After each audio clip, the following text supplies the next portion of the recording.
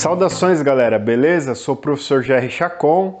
Quem quiser e puder, por favor, me siga aí nas redes, no Instagram, no Facebook, dá uma curtida lá no nosso canal, no YouTube, se inscreve lá para a gente continuar esse trabalho. Então hoje nós vamos falar sobre Aristóteles.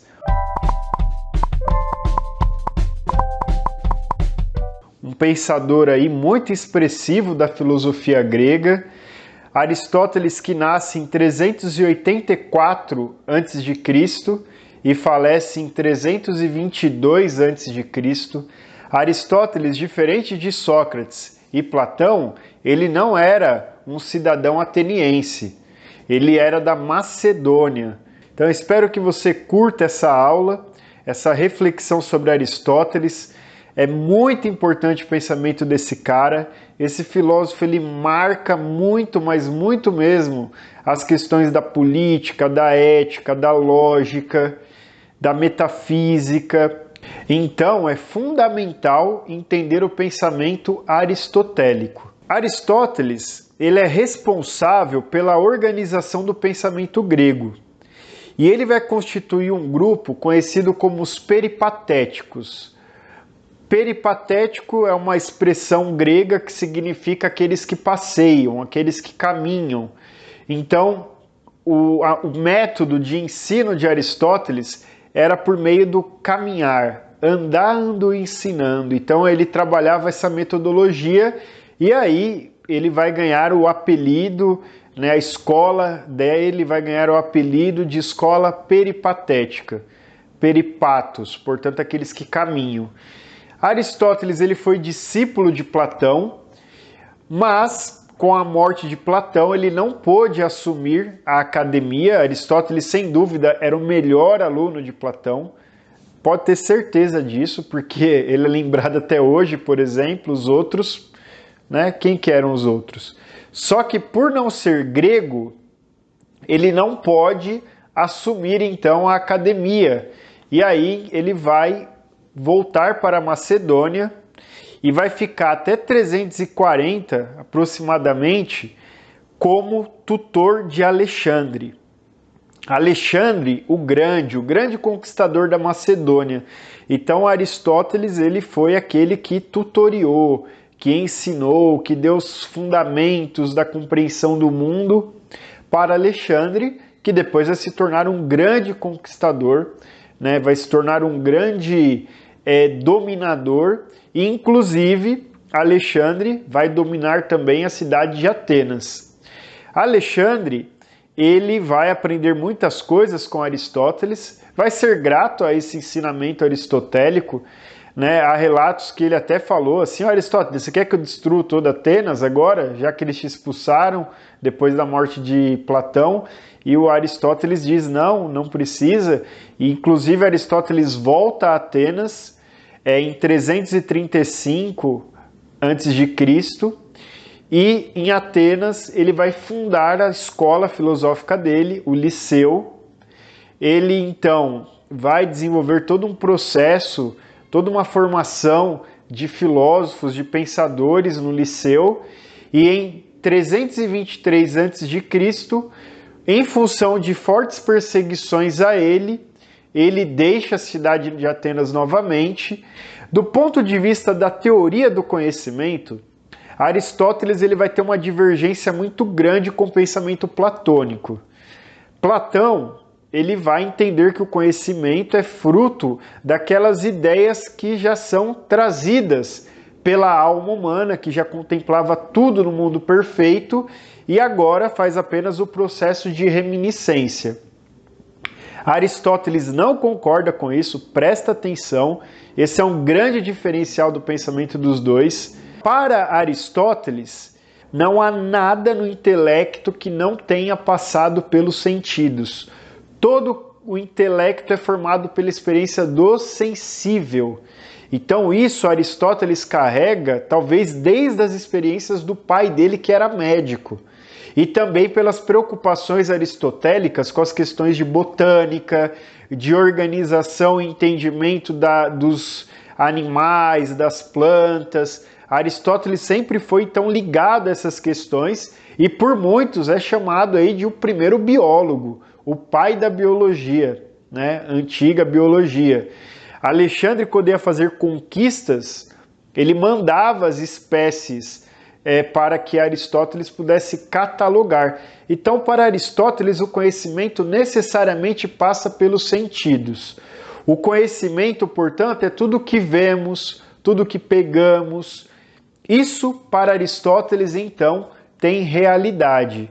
E aí fica claro, claríssimo para você, e se não está claro ainda, assista lá o nosso vídeo sobre Platão, que Aristóteles rejeita a teoria das ideias de Platão. Para Aristóteles, o importante é a observação da realidade, por meio dos sentidos, dos 5 sentidos. Por quê? Porque essa observação da realidade, por meio dos sentidos, que vai constatar, que leva à constatação do que é real e do que não é real.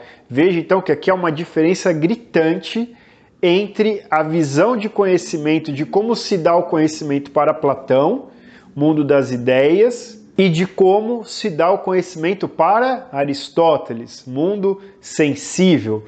O conhecimento passa pela experiência concreta. Guarda isso, hein? Isso é muito importante. Dentro desse processo de conhecimento, Aristóteles estabelece uma hierarquia dos conhecimentos. Então, primeiro a sensação, a experiência sensível, a empiria, que em grego significa experiência. Essa experiência possibilita o desenvolvimento da memória e a memória, por sua vez, vai possibilitar o desenvolvimento do conhecimento. Então, o conhecimento ele é prático. E o conhecimento resulta muitas vezes da repetição, como por exemplo a arte, que está ligada à repetição da técnica, a ciência teórica, que está ligada à episteme, à busca de conhecer as causas, e essas causas ligadas às experiências sensíveis. Também nesse sentido é atribuído a Aristóteles aquilo que se chama método indutivo, ou seja, partir da experiência particular em busca da experiência universal. Isso até hoje é muito presente nas ciências. Então as ciências trabalham basicamente com método indutivo, de pequenas experiências que vão apresentando resultados específicos, a junção desses resultados, quando colocadas num conjunto, permitem ou não a universalização de determinada coisa. Então, um remédio, quando é testado com vários grupos, e a testagem vai dando ok para pequenos grupos que vão sendo ampliados, até cair na dinâmica de que, do ponto de vista mais universal, mais geral, esse remédio pode ser usado por determinados grupos que já foram, dentro daqueles pequenos grupos, experimentados. Então isso é bem interessante. O objetivo, portanto, da ciência, na visão aristotélica, é atingir o conhecimento universal. Lembrando sempre que a indução é esse partir das realidades particulares para a questão das realidades universais. Isso é um processo intelectual básico, ligado à aquisição de conhecimento. Então, para Aristóteles, o conhecimento ele carrega essa dimensão indutiva, como eu já disse, que é própria da ciência até hoje. Outro elemento importante da filosofia aristotélica é o conceito de ilemorfismo teleológico. Ilé quer dizer matéria, e morfia é forma. Então, qual é a forma que constitui as coisas? Então, aí você vai ter o sensível e o inteligível, que são unidos, imbricados um no outro, que Aristóteles vai chamar do ser imanente. Então, a matéria e a forma são imbricadas e constituem ali, portanto, o ser imanente. Então, tudo aquilo que existe existe numa condição ilemórfica, que é essa junção, portanto, da forma e da matéria. A gente vai entender um pouco melhor isso aqui quando a gente fala das 4 causas. E essa questão do ilemorfismo, da matéria e da forma, vai ser fundamental. Por quê? Porque esses são princípios inseparáveis. Então, tudo que existe, existe porque é composto de matéria e forma. Então, não é possível dizer que existe algo que não é composto de matéria e forma. Isso pensando no mundo sensível. E essa matéria e essa forma, ela passa a existir naquilo que Aristóteles vai chamar de movimento, potência e ato. Porque tudo aquilo que existe, tudo aquilo que permanece, que está agora, como eu estou agora e você está agora, nós estamos em ato. Nós estamos em ato. Eu em ato agora estou tentando explicar algo da teoria aristotélica, você em ato está entendendo, concordando, discordando, fazendo caras de interrogação, mas isso somos nós em permanência. Mas ao mesmo tempo que eu e você estamos em permanência, nós também, por potência que temos, estamos em mudança. Então aqui Aristóteles vai tentar resolver aquela seara antiga de Heráclito e Parmênides. O ser é ou ser não é? As coisas mudam ou não mudam? Então as coisas não deixam de ser, eu não deixo de ser o Jerry, você não deixa de ser você, mas eu mudo à medida que eu aprendo alguma coisa e você muda também à medida que você aprende alguma coisa. E isso só é possível porque potencialmente, tanto eu quanto você, temos a capacidade de aprender. Então nós temos a potência para. E essa potência para só tem sentido se ela vira ato. Aí muitos vão pegar a questão da semente. A semente, em ato, é uma semente. Em potência, ela é uma árvore. Então ela potencialmente é uma árvore. Ela já carrega nela a possibilidade de ser uma árvore. Ela precisa desenvolver essa potência. Assim como cada uma e cada um de nós, em potência somos muitas coisas, que não necessariamente somos agora em ato. E enquanto ato podemos ser várias outras coisas, desde que isso seja, obviamente, possível. Né? Desde que isso seja possível. Porque o impossível é aquilo que não pode ser realizado, ponto. E o movimento, então, ele existe, o movimento está presente, e não fora das coisas, mas dentro das coisas. E o ato, portanto, é a manifestação atual do ser. Então, o ato é essa manifestação atual do ser. E a potência são as possibilidades do ser, aquilo que pode vir a ser.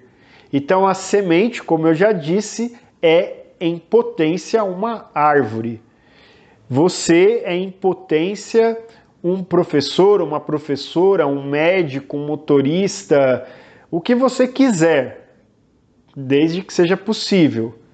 Eu, em potência, posso ser também várias coisas, e não só um professor, que eu sou agora em ato.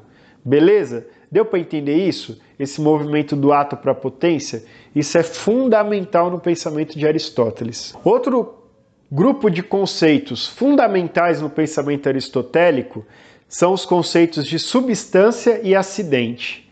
Então, substância é a essência, ou seja, é aquilo que define cada coisa, que lhe é imanente e que sem ela não seria o que é, não seria único. Então a substância é a essência. Então guarda isso. A substância é a essência da coisa. A substância é aquilo que, então, ao definir cada coisa e permitir que essa coisa seja única, ela também é marcada pelo acidente. O acidente vai ser então para Aristóteles algo que ocorre no ser, mas não faz parte do ser. Como assim? Então, é aquilo que afeta o ser, é aquilo que marca e que modifica o ser, mas que não necessariamente é parte dessa essência. Então, por exemplo, a minha essência pode ser afetada por diversos acidentes. Então, a cor do meu cabelo, a cor dos meus olhos. Se eu mudar a cor do meu cabelo, mudar a cor dos meus olhos, eu não deixo de ser eu. Eu apenas estou mudando os acidentes que compõem a minha essência, mas elas não são parte integrante daquilo que é o meu ser. E aí precisa entender a ideia das 4 causas, porque aí remata toda essa teoria aristotélica. Quais são as 4 causas? Causa material, causa formal, causa eficiente e causa final, que é a mais importante de todas, pois ela vai articular as demais. Vamos por partes, né? A causa material é tudo é matéria. Tudo é matéria. Cada matéria, o que vai fazer a diferença de uma matéria para outra é a forma que essa matéria assume. Então, por exemplo, eu tenho argila e eu tenho um monte de argila. Eu olho para essa argila e falo, uma matéria informe. E aí eu pego um bocado dessa argila e transformo num vaso, pego outro bocado da argila, transformo numa panela, pego outro bocado, um outro montante de argila e transformo, sei lá, no quê? Numa tampa. Então, esses elementos que constituem uma matéria informe, ou seja, sem forma, à medida que é dada forma a essas matérias, elas vão ganhar o quê? Elas vão ganhar a sua essência, podemos dizer assim. Essa teoria das 4 causas, ela vai levantar uma pergunta. Mas eu tenho a matéria, argila. Tenho agora argila, vaso. Bom, essa matéria ganhou uma forma, ganhou uma identidade. E do nada? Não, nada vem do nada. Ela foi movimentada por uma outra causa, que é a causa eficiente. O que é a causa eficiente? Aquela que dá forma à matéria. Aí você já pensou, então quem deu forma a tudo? O cristianismo vai pegar e vai falar, bom, a teoria de Aristóteles é legal, quem deu forma a tudo é Deus. Deus é o grande artista, que é o artífice que dá forma à matéria e aí criou tudo que existe. Aristóteles responderia, existe um motor imóvel que tudo move e não é movido. Então esse motor imóvel move tudo e não é movido, e a partir dele tudo passa a ganhar forma, mas ele não muda, porque se ele mudasse teria alguma coisa atrás dele e aí cairia no infinito. Beleza? É interessante, há um texto, uma encíclica do Papa Bento XVI, chamada Deus Caritas Est. E uma parte dessa encíclica, o Papa Bento XVI é um grande pensador, né, um grande filósofo também, ele vai trazer essa discussão com Aristóteles, né, que Aristóteles chega até o ponto do Deus máquina, que tudo move e não é movido, e o cristianismo vai além disso, né, vai falar que não, esse Deus se compadece e ele se movimenta ao se inserir na humanidade. E aí é já a teologia cristã, né, ao se inserir sobretudo pela encarnação do verbo, mas isso é um parênteses, tá, gente? Mas é que às vezes filosofia, religião, teologia, às vezes não, sempre se encontram, né? Então a causa eficiente é aquilo que faz da forma a argila. E a causa final? É óbvio, né? É a finalidade. Para que serve a panela? Para que serve lá o vaso? Para que serve isso, aquilo, outro? Então, causa material, papai e mamãe, óvulo e esperma, causa formal, todo o processo que vai resultar em você, em mim. Causa eficiente é a ação apaixonada de 2 pessoas, por exemplo. E a causa final é essa aí que atormenta a existência. Qual o sentido da nossa vida? A causa final nossa. a causa teleológica. Telos, em grego, é fim. A causa teleológica. Velho, essa parte é tensa. Vamos avançar. Então, o mundo, ele é eterno. É um movimento eterno, sem fim. E esse movimento eterno, movido pelo motor imóvel, que move por atração todas as coisas, e segundo Aristóteles, todas essas coisas tendem ao bem, ao belo, aquilo que agrada, aquilo que é aprazível, né? Aprazível, que palavra bonita. E aí, esse movimento, ele é carregado daquela transposição que a gente já viu, da potência para o ato, do ato para a potência. Então, para Aristóteles, a vida é um movimento, é uma constante transformação dos acidentes, sem necessariamente mudar a substância, o que muda são os acidentes. Uau! É muita coisa, né? Bom, outro ponto importantíssimo aí da filosofia aristotélica é a questão da ética. Aristóteles escreveu um livro, Ética Nicômaco, dizem que Nicômaco era o filho dele, ele escreve um livro para o filho como ser virtuoso.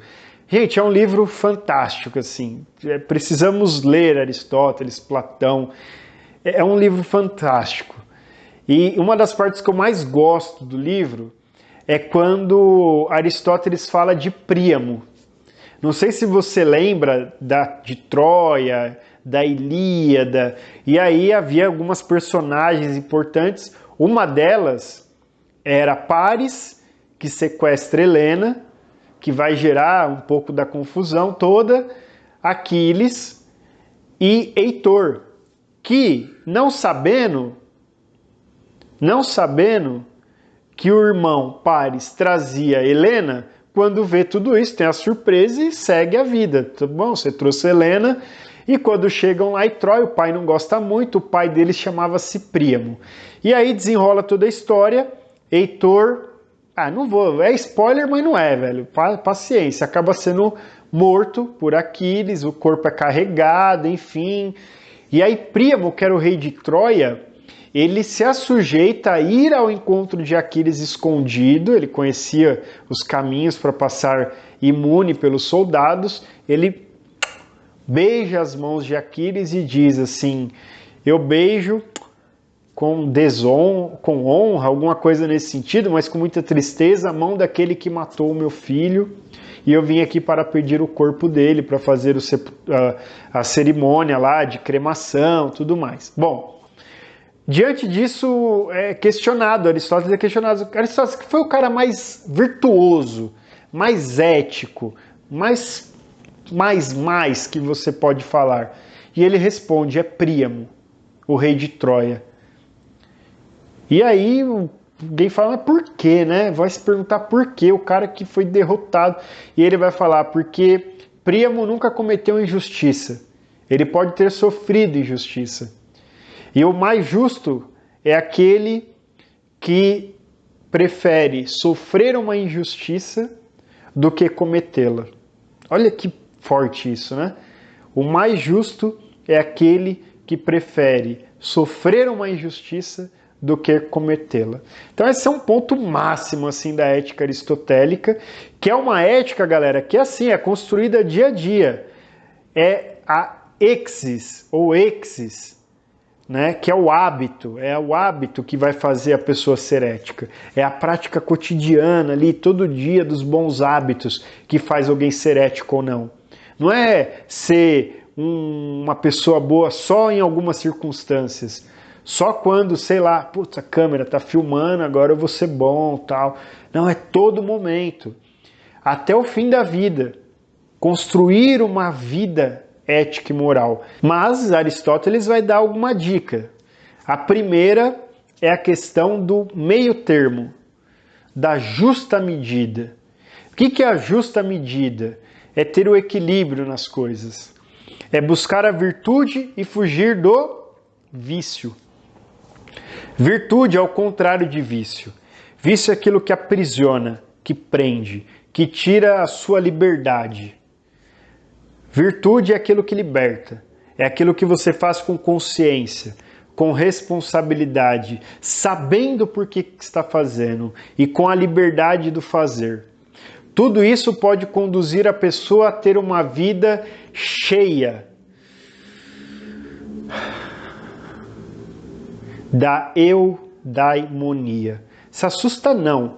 Eudaimonia é estar cheio do daimon, cheio do demônio. Oh, não assusta. Não é o demônio, o mastema da tradição judaica cristã. Daimon aí, na visão grega, seria um espírito de luz, de sabedoria. E que eudaimonia é traduzido para o português geralmente com a palavra felicidade. Nisso consiste o sentido da vida, galera, para Aristóteles. Uma vida ética, uma vida virtuosa, uma vida no caminho da virtude, do caminho do meio, de buscar a justiça e não praticar a injustiça, conduz o sujeito à felicidade. E aí Aristóteles vai falar que Príamo também era o homem mais feliz. Mas como? O filho morreu, foi destruído Troia, mas ele foi alguém justo. E justo, respeitado até mesmo pelos seus inimigos. Olha que força esse pensamento aristotélico. E ele vai então trazer isso para o filho dele. Vai apresentar isso para o filho dele como uma forma de consolidar uma vida ética, uma vida moral, uma vida virtuosa. E aí, para fechar, eu sei que essa aula ficou extensa, é muita coisa, eu ainda não falei tudo, e Aristóteles mereceria mais e mais aulas, mas a gente não tem, assim, tanto espaço, né? Você já deve estar cansado de ficar me ouvindo falar. Então eu termino com um ponto que também é fundamental na filosofia aristotélica.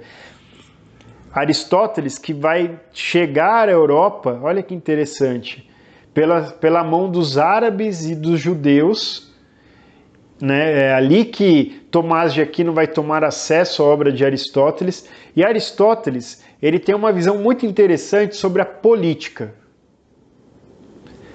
E antes eu vou te perguntar, você gosta de política? Tudo bem se você disser que não, mas não dá para negar que, gostando ou não, nossa vida é uma vida condicionada, controlada e marcada pelas relações políticas. Então Aristóteles ele se dedica muito ao estudo da política. Ele vai escrever um livro que vão dar o título à obra, que é uma das obras mais importantes para quem quer entrar no universo da política, que é o livro A Política de Aristóteles. Esse livro ele traz várias coisas interessantes. Ele vai apresentar então que a vida política é algo natural e próprio do ser humano, com a expressão clássica da filosofia, o homem como um animal político. Zoon, que é animal, qualquer tipo de animal, politikos. Porque Aristóteles, como estudava os animais, percebia que formiga, abelha e vários outros animais tinham formas de organização social. E o ser humano também. Então, os humanos são animais políticos, zoon politikos. E político por quê? Porque vem de polis, lá do grego, polis, que significa cidades-estado. E as polis gregas, a cidade, vai dar origem à palavra política, que tem também muito a ver com a palavra polícia. Mas eu não vou abrir essa discussão agora.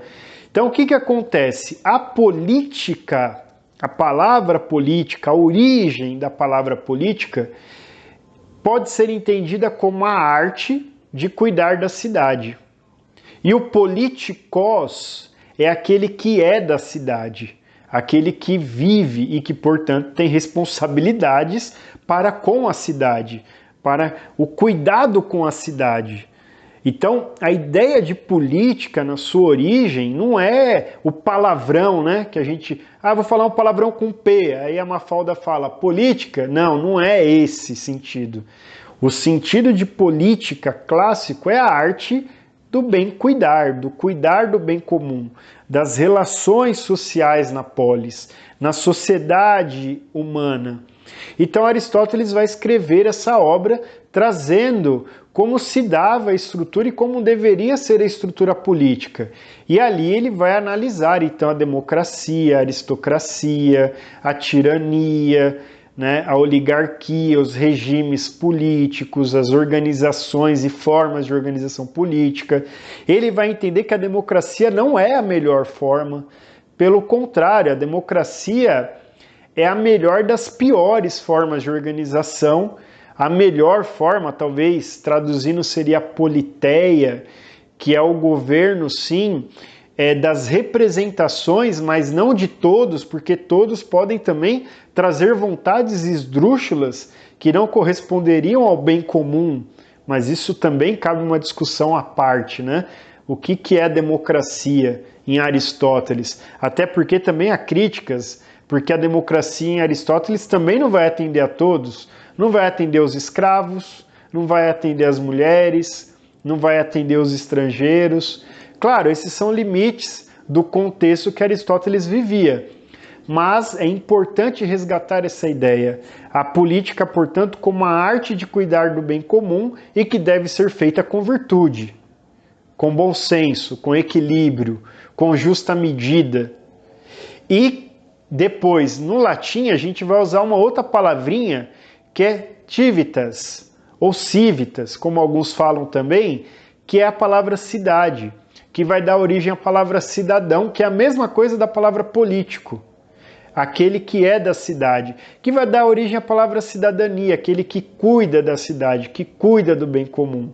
Então a política, esse ser um animal político, naturalmente político, significa que há sim e é necessário fazer uma prática de construção de uma vida social, organizada, em que minimamente a gente possa aí construir uma qualidade básica de vida.